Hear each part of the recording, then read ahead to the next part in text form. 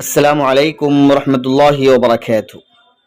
نبی کریم صلی اللہ علیہ وسلم کی طرف سے قربانی کرنا ہم پر حق ہے کہ ہم آپ علیہ السلام کی طرف سے قربانی کریں۔ جن حضرات کے پاس وسعت ہے وہ اپنی واجب قربانی کے کرنے کے ساتھ ساتھ ایک قربانی نبی کریم صلی اللہ علیہ وسلم کی طرف سے بھی کر لیں، کیونکہ آپ کا ہم پر حق ہے۔ بڑی احسانات ہے آپ علیہ السلام کی۔ اس امت کے خاطر پیارے آقا جناب محمد الرسول اللہ صلی اللہ علیہ وسلم نے بڑی قربانیاں دی، بڑی فکر ہے اس امت کے آپ علیہ السلام کو۔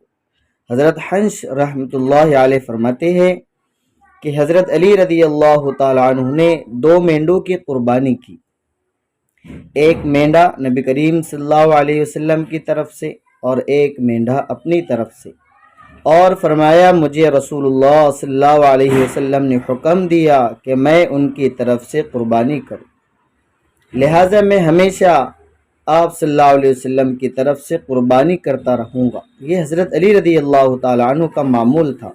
تو ناظرین، اللہ نے ہمیں وسعت دی ہے، فراخی دی ہے، اللہ نے مال دولت عطا فرمائی ہے، تو ہم پر جو قربانی واجب ہے اس کے ساتھ ساتھ یہ نہیں کہ ہم اپنی قربانی کو روک کر آپ علیہ السلام کی طرف سے قربانی کریں، اس کا واجب ادا نہیں ہوگا، بلکہ ہم اپنی طرف سے قربانی کریں اور ایک حصہ یا ایک بقرہ نبی کریم صلی اللہ علیہ وسلم کی طرف سے بھی قربانی کر لیں۔ اس لیے جو شخص صاحب نصاب ہو، استطاعت رکھتا ہو قربانی کرنے کی، اسے چاہیے کہ قربانی کرے۔ اور اللہ کے نبی نے فرمایا کہ جو شخص وسعت رکھتا ہو اس کے باوجود قربانی نہ کرے وہ ہمارے عیدگاہ کے قریب بھی نہ آئے۔ اس لیے قربانی یہ بہت بڑا عمل ہے۔